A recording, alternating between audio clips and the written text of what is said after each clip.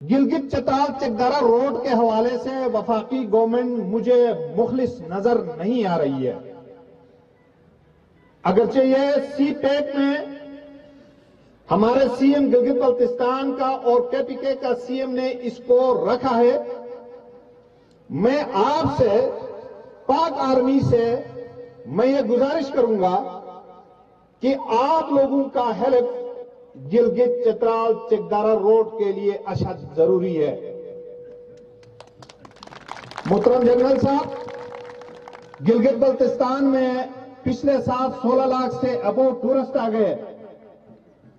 अगर ये गिलगित चतराल चकदारा रोड बन जाता है तो ये सारे टूरिस्ट केपीके के अंदर जाते हैं और केपीके के अंदर अगर 20 लाख टूरिस्ट वहां पे आए थे, अगर ये रोड बन जाता है तो वो 20 लाख टूरिस्ट हमारे 16 लाख टूरिस्ट के ऊपर प्लस हो गए तो ये इलाका टूरिज्म के हवाले से कैसे आगे जाएगा।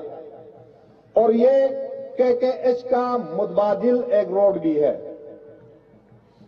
ये अवाम आपसे ये गुजारिश करती है, पाक फौज से गुजारिश करती है कि ये केकेएच का मुतबादिल रोड है, एक सेफ रोड है और टूरिज्म के हवाले से ये एक अहमियत का हामिल रोड है। हमारी कोशिशें अपनी जगह पे, लेकिन पाक फौज की कोशिशें बहुत ही जरूरी है।